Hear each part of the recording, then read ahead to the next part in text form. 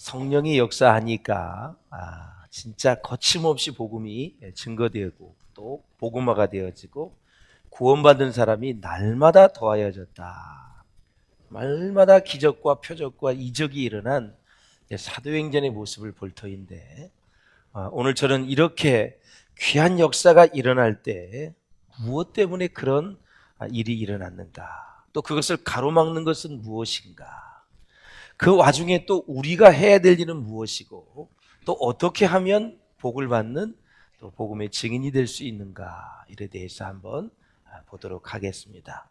자, 사도행전 1장에 보면 예수님이 이제 승천하시기 직전에 너희가 성령을 받아라. 오직 성령이 너희에게 임하시면 권능을 받고 예루살렘과 온 유대와 사마리아와 땅 끝까지 이르러 내 증인이 되리라.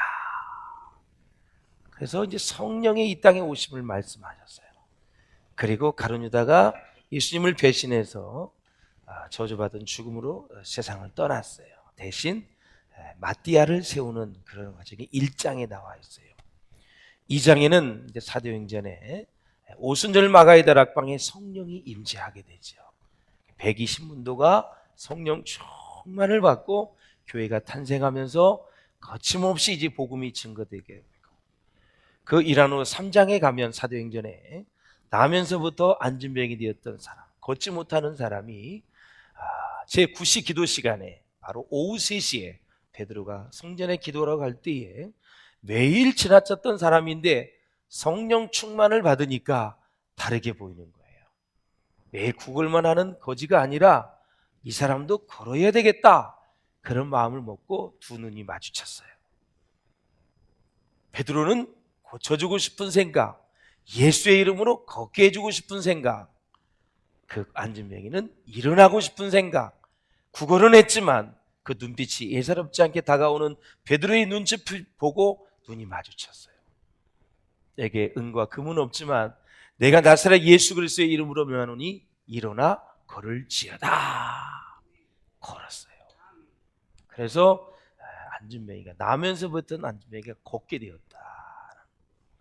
그 기적이 일어나고 이제 4장으로 넘어가죠. 4장에 가서 베드로와 요한이 열심히 또 복음을 전하고 제자들이 복음을 전하니까 3,000명, 5,000명이 회개하고 돌아보니까 제사장과 사두개인들이 시기가 났어요. 그래서 그들을 옥에 가두게 되죠. 또 교회는 그들을 위해 기도했을 때 옥문에서 나오는 기적의 역사가 일어나고, 이제 오늘 본문에 보면은 이제 이런 죽음은 없어야 되겠죠. 아나니아 삽비라 얘기가 나오고, 제가 오늘 얘기하고 싶은 가말리엘의 율법학자가 등장하게 되었죠.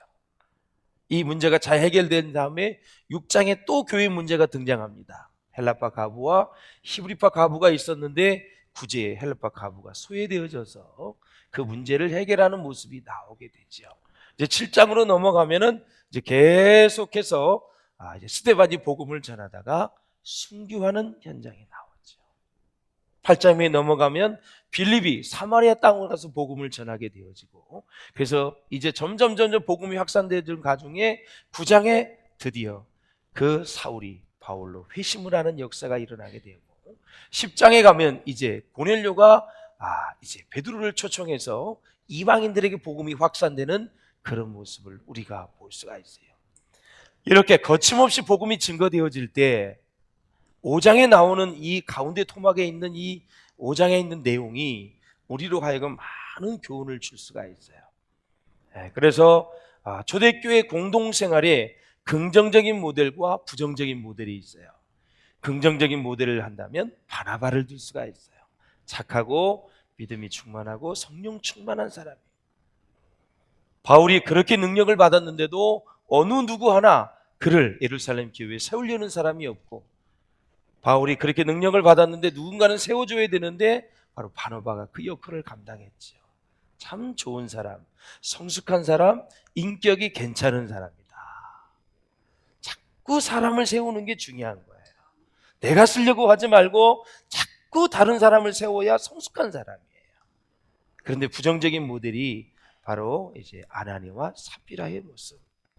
헌신하고도 충성하고도 땅을 바쳐 교회에 드림에도 부부가 죽음을 당한 참으로 안타까운 죽음 중에 하나가 아나니와 삽비라였다.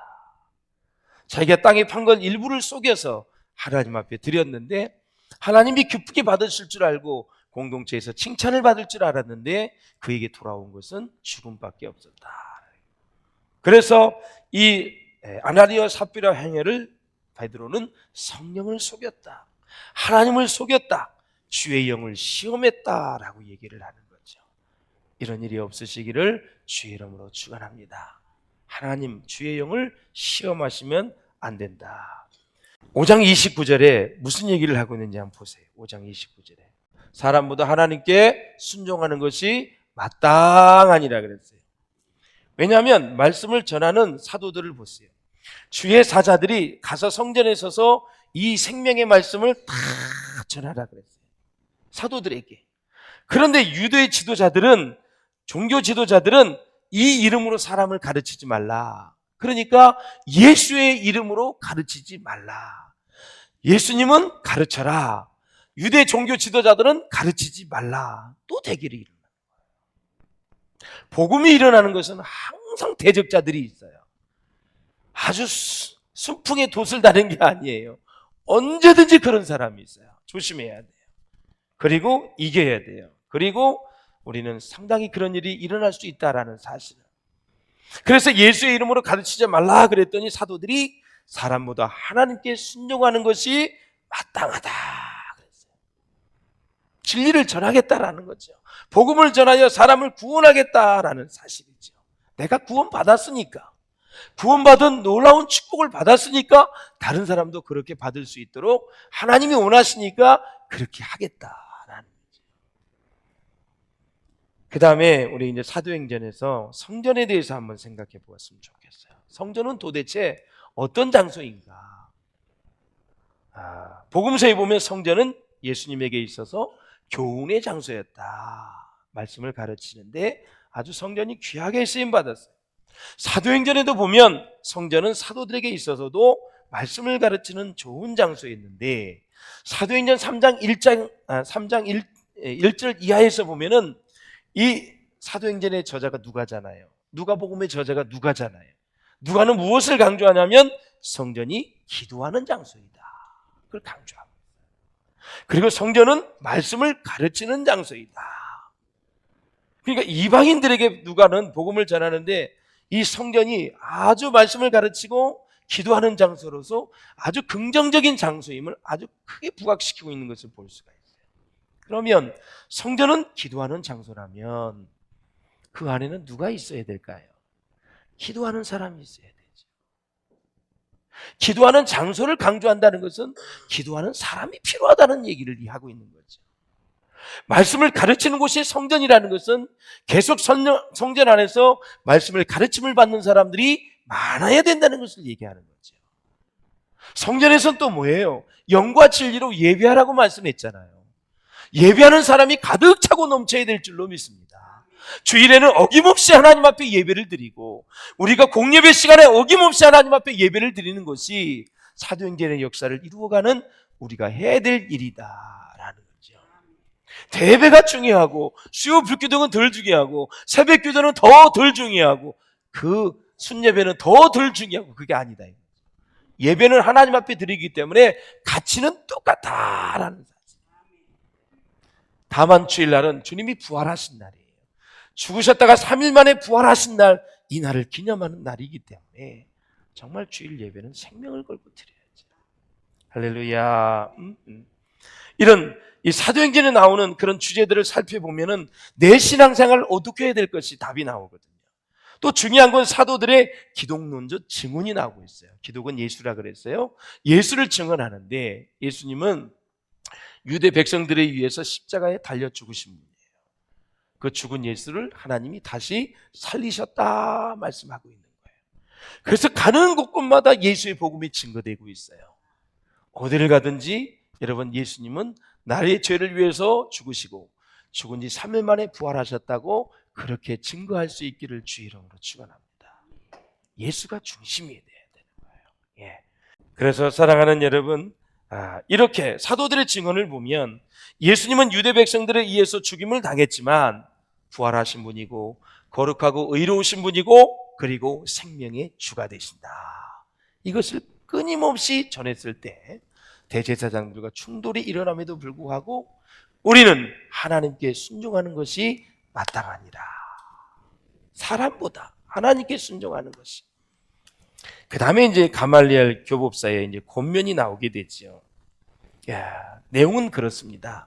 사도들이 복음을 전하잖아요. 그러니까 이 제자들을 죽이려고 그래요. 사도들을.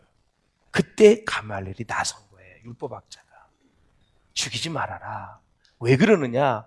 드다와 유다를 얘기를 해요. 핵심이 뭐냐면 이들이 복음을 전하는 것이 사람에게서 나왔으면 모였다가 흩어지고 주동자가 죽으면 다 흩어진다. 결론이 그거예요. 하나님에게서 났으면 어떻게 할 거냐? 하나님을 대적하는 자가 된다. 참 지혜로운 율법학자예요. 이 사람이 가말리엘이 어떤 사람이냐면 바울의 스승인데 율법의 전통을 고수했던, 그래서 별명이 뭐냐면 율법의 영광이라는 별명을 가지고 있어요. 그 바울이 가말리아의 문화생이라 그랬잖아요. 지금으로 치면 세계 가장 유명한 대학의 그 중에서도 가장 유명한 교수의 수제자다. 그런 얘기를 하는 거예요. 이 가말리엘이 그래서 지금 사도들을 죽이려고 할 때 나서서 백성들을 지금 진정을 시키는 거예요. 어떤 내용이냐? 사람에게 났으면, 만약에 예수의 행한 일들이 다 사람에게 났으면, 사도들이 하는 일이 사람에게 났으면 조금 하다가 흩어지고 다 죽는다. 그러나 이것이 하나님에게서 났으면 어떻게 할 거냐? 하나님을 대적하는 자가 된다. 그러니까 우리가 이거 하나만 봐도 엄청난 교훈을 얻을 수가 있는데, 가말리아의 교훈을 통해서 우리가 교회의 문제를 다루는 사람들이 언제나 명심해야 될 세 가지가 있어요. 이 기본 자세. 첫째, 여러분 교회의 문제를 다루는 사람은 이 세 가지를 갖춰야 돼요. 첫째, 사물을 달관하는 예지가 있어야 된다. 이게 뭐냐면 뛰어난 깊은 지혜가 있어야 되고, 마음이 밝고 총명해야 되고, 성경 말씀에 근거해서 날카로운 지혜를 가지고 미래를 미리 알 수 있는 지혜, 예지가 있어야 된다. 사물을 달관한다는 얘기는 신구약의 정통을 해서 성령 체험한 상태에서 이 교회의 모든 문제를 바라볼 수 있어야 된다라는 것이죠. 어떤 문제가 발생해도 성경적인 관점에서 그 문제를 볼 수 있는 눈이 있는 사람이 교회 문제를 잘 해결할 수 있다라는 거죠. 시시콜콜하게 자기가 경험했던 그 하나 가지고 뭐 교회 전체를 본다든가 이래서는 절대 안 된다. 두 번째, 종교운동을 함부로 손대지 않는 관대함. 이게 뭐냐면 종교운동을 성령의 역사로 생각해 보세요. 지금 사도들이 전할 때 성령의 역사에서 구원받는 역사가 일어나고 있어요. 이 성령의 역사를, 구원받는 역사를 함부로 손대지 않는 관대함이라는 것은 요의를 가지고 지켜보는 마음을 가지라라는 사실이에요. 할렐루야. 사람의 힘으로 하는 게 아니잖아요. 성령의 역사에서 하는 거잖아요. 그래서 함부로 말하지 않고, 함부로 우리가 판단하지 않고, 손대지 않는 지켜보는 관대함, 마음을 가지고, 믿음을 가지고 성령의 역사를 바라봐야 된다. 그럼 비단 성령의 역사뿐만이 아니라 교회 여러 가지 일들이 있어요. 그렇죠? 우리 교회는 이제 교회 건축을 앞두고 있단 말이죠. 그 교회 건축이 진짜 하나님의 뜻이라면 어떻게 할 거고, 하나님의 뜻이 아니라면 건축을 못하는 거고, 그렇기 때문에 우리는 이 모든 일에 있어서 가말리엘의 교훈을 잘 깊이 있게 받아들여야 되는데, 세 번째, 하나님을 두려워하는 경건함을 가지고 교회의 문제를 볼 수 있어야 된다라는 사실이죠. 내 형편에 따라서 모든 것을 판단하지 말고, 내가 경험했던 경험과 생각을 가지고 판단하지 말고, 성령의 관점에 의해서 그것이 영혼을 구원하는 일이라면, 그것을 영혼을 살리는 일이라면, 그것이 영혼을 치유하고 회복하는 일이라면, 하나님이 그것을 허락하셨다면 우리는 그 하나님의 눈으로 그 모든 사건과 현상을 볼 수 있는 눈을 가지는 것이 바로 가말리엘이 가진 눈이었다. 그는 사실 율법학자임에도 불구하고 이렇게 성령의 역사를 복음의 증거를 하는 사람들을 세우는 일에 쓰임받았다는 사실이 놀라운 거죠. 할렐루야. 그렇습니다. 사랑하는 여러분, 다시 한번 사도행전 5장 29절을 보십시오. 시작. 사람보다 하나님께 순종하는 것이 마땅하니라. 사도행전에서 환난을 당할 때 성도의 자세가 두 가지가 있습니다. 첫째는 하나님께 순종하셔야 돼요. 오늘 본문에 나온 것처럼. 두 번째, 환난 당하는 것을 기쁘게 여기셔야 돼요. 이것이 바로 사도행전에서 우리에게 보여주는 교훈이에요. 여러분, 고난을 당할 때, 예기치 않는 어려움이 왔을 때 항상 기뻐하라고 말씀하셨으니 일단 기쁘게 받아들이세요. 옳거니 올 게 왔구나. 이것을 통해서 하나님이 내게 어떠한 지혜와 어떠한 말씀과 어떠한 교훈을 주시려고 허락하셨는가 기대를 하시고, 그 속상해하지 마시고 막 열내지 마시고 올 게 왔구나 한번 생각 딱 받아들이고 나아가면 하나님께서 거기에서 우리에게 말씀도 해주시고 우리의 연단도 시켜주시고 믿음도 키워주시고 더 넓은 마음으로 만들어주시고 큰 그릇으로, 깨끗한 그릇으로, 정결한 그릇으로 만들어 하나님이 쓰시기에 부족함 없는 그릇으로 빚어갈 줄로 믿습니다. 자, 저는 이제 이스라엘의 초대 왕 사울을 잠깐 볼게요. 자, 사무엘상 15장 22절 한번 읽어보세요. 시작. 순종이 제사보다 낫고 듣는 것이 수양의 기름보다 나으니 이는 거역하는 것은 점치는 죄와 같고 완고한 것은 사신 우상에게 절하는 죄와 같음이라 그랬어요. 사술의 죄, 점치는 죄와 같은 무슨 얘기냐면, 우리가 점을 보게 되면 점쟁이들은 악한 영에 다 지금 사로잡혀 있는 사람들이에요. 그렇죠? 인정하시나요? 점을 치는 사람들 성령이 아니에요. 악한 영에, 귀신에 사로잡혀 있는 사람들이에요. 그 사람 앞에 앉아서 내 마음문을 열어놓고 내 인생의 대소사를 묻는다. 이것은 바로 하나님 뭐라 그러냐면 귀신 앞에서, 어둠의 세력 앞에서, 사단 앞에서 내 마음문을 열었다. 그래서 사울은 너 망한 거야. 그렇게 얘기하는 거예요. 두 번째, 완고한 것을 얘기한 거예요. 완고한 것은 사신 우상에게 절하는 죄와 같다. 우상에게 절하면 큰일 나지요. 그 내 마음에 완고하다는 뭐냐면, 야, 너 아말렉 군대 다 죽이라 그랬잖아. 그럼 죽이면 되지. 왜 네 생각을 가지고 살찐 소와 양과 이런 걸 가져와서 나한테 제사를 드린다 그래. 그리고 너는 제사를 드릴 수 없는 사람이야. 제사장만 제사를 드리는 건데 네가 왜 제사를 드려? 선지자가 일주일 늦게 오고 2주 늦게 오는 거는 네 소관이 아니야. 하나님의 소관이지. 제사를 안 드리면 그만이지. 왜 너는 제사를 드리지 말아야 되고 드리면 안 되는 사람이 제사를 드려? 너는 완고한 사람이야. 하나님의 말씀을 지키지 않는 사람이야. 그걸 완고하다고 표현한 거예요. 그 완고한 게 사신 우상에 절하는 것과 똑같다. 그렇게 하나님 보시는 거예요. 그래서 말씀에 순종하는 것이 얼마나 큰 축복인지 우리는 알 수가 있는 거예요. 할렐루야. 더 기가 막힌 것은 5장 30절을 한번 읽어보세요. 5장 30절 시작. 사울이 이르되 내가 범죄하였을지라도 이제 청하옵나니 내 백성의 장로들 앞과 이스라엘 앞에서 나를 높이사 나와 함께 돌아가서 내가 당신의 하나님 여호와께 경배하게 하소서. 아멘. 너무 웃기지 않아요? 내가 범죄하였을지라도 장로들 앞에서, 하나님의 사람들 앞에서 나를 좀 높여달라고 얘기하는 거예요. 지금 사울이 범죄한 건 회개하면 되는데, 내가 그렇게 했을지라도, 내가 하나님 앞에 죄를 범했을지라도 제발 좀 이스라엘 백성들 앞에서는 내가 왕이니까 좀 높여달라는 거예요. 이게 말이 되는 소리예요, 여러분. 하나님 앞에서.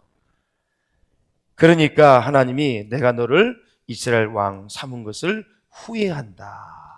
이렇게 하나님 말씀하시는 거예요. 자, 사랑하는 여러분, 사울은 사람만 의식했지 하나님을 의식하지 않는 표현이 바로 내가 범죄하였을지라도, 거기 표현을 보면 나와요. 사울도 역시 사람만 의식하다가 결국은 멸망을 당했다. 하나님을 의식하고 사는 사람이 성숙한 사람이에요. 고람돼요. 자, 마지막으로 그러면 순종하는 자에게는 하나님이 어떤 은혜를 주시는지 한번 같이 보겠습니다. 첫째는 하나님이 도와주시겠대요. 시작. 내가 그의 목소리를 잘 청종하고 내 모든 말대로 행하면 내가 내 원수에게 원수가 되고 내 대적에게 대적이 될지라. 아멘. 하나님이 대신 싸워주시겠다. 그러면 하나님하고 내 대적하고 싸우면 누가 이겨요? 하나님이 이기시지. 내가 그래 결국 이기게 된다. 내 대신 하나님이 싸워주시겠다. 도와주시겠다. 두 번째는 하나님의 보호를 얘기하고 있어요. 시작. 내가 오늘 복과 저주를 너희 앞에 두나니 너희가 만일 내가 오늘 너희에게 명하는 너희 하나님 여호와의 명령을 들으면 복이 될 것이요. 아멘. 복과 저주를 다 너희 앞에 둔다. 하나님이 보호하셔서 명령을 순종하고 복이 되게 해주시겠다. 그 다음에 순종하는 자를 어떻게 하신다요? 높이신다 그랬습니다. 사울은 불순종하고 자기를 높여달라 그러는 거예요. 순종하면 하나님이 여러분을 다 높여주시는 거예요. 할렐루야. 세계 모든 민족 위에 뛰어나게 해주실 것이다. 그리고 필요한 것을 주시겠대요. 너희가 즐겨 순종하면 순종도 즐겁게 하는 사람은 땅의 아름다운 소산을 먹을 것이야. 그리고 성령을 주시겠대요. 네, 성령을 하나님이 자기를 순종하는 사람들에게 주신 성령도 그러하니라 그랬어요. 구원도 주신대요. 자기를 순종하는 모든 자에게 영원한 구원의 근원이 되게 해주셨다. 누구에게 순종해야 되는가? 누구에게? 삼위일체 하나님인데 하나님, 그리스도, 진리의 영, 성령님에 순종하고, 남편에게 리더십을 주셨으니 남편에게 순종하고, 부모에게 순종하고, 주인, 직장의 리더들이 있잖아요. 그리고 권위 있는 자에게, 하나님이 권위를 부여하신 분들에게, 그리고 교회 지도자들에게 이 8개를 잘 하시면 여러분들은 어디 가나 사랑을 받아요. 이 8개의 분야에서 여러분의 순종을 잘하면 복을 받아요. 그러면 순종은 어떤 자세를 가지고 해야 되는가? 3가지가 있어요. 따라서 하세요. 마음으로, 기쁨으로, 변함없이. 예, 순종의 자세가 그래요. 마음으로, 억지로가 아니라 기쁨으로, 그리고 항상 변함없이. 그런 사람은 다 사계절에 하나님이 마르지 않는 샘물로 축복해 주실 줄로 믿습니다. 그럼 순종했어요. 결과는 무엇일까요, 여러분? 결과는 우리가 항상 성령의 충만함을 받고 살 수 있도록 우리를 축복해 주신다. 최고의 축복. 하나님의 영이 내 충만한 거예요. 그리고 성령을 받는 4가지 조건을 얘기하고 있어요. 충만해야 되는데 목마름. 할렐루야. 주님, 나와 함께 하시고 나에게 충만하게 임재하여 주시옵소서. 늘 다른 것보다도 성령의 목마름, 하나님에 대한 목마름, 진리에 대한 목마름, 이야, 나에게 충만하게 도와주시옵소서. 그리고 성령을 계속해서 구하는 거예요. 이것도 부족합니다, 주님. 이것도 부족합니다. 돈 쓰는 거 말고 성령. 그리고 성령에 순종하고. 4번째는 뭐예요? 믿음으로 성령을 받아들이는 거예요. 그러면 성령은 언제 임해요? 따라서 하세요. 말씀을 들을 때, 기도를 할 때, 찬송할 때, 회개할 때, 안수받을 때, 사모할 때, 이럴 때 성령이 임하시는 거예요. 그래서 오늘 사도행전의 역사가 정말 거침없는 복음의 전진이 있었지만 시기 때문에 방해를 받았고, 또 사람보다 하나님께 순종하는 사람들 때문에 복음이 증거되게 되었고, 그런 순종하는 사람들을 통해서 인류의 역사는 계속해서 발전해가고 하나님께 영광이 되어지고 구원받는 사람이 많아진다는 것을 잊지 마시고, 여러분 거침없는 복음의 전진에 여러분들이 귀하게 존귀하게 쓰임받아서 후회 없는 복된 인생이 될 수 있기를 주의 이름으로 축원합니다.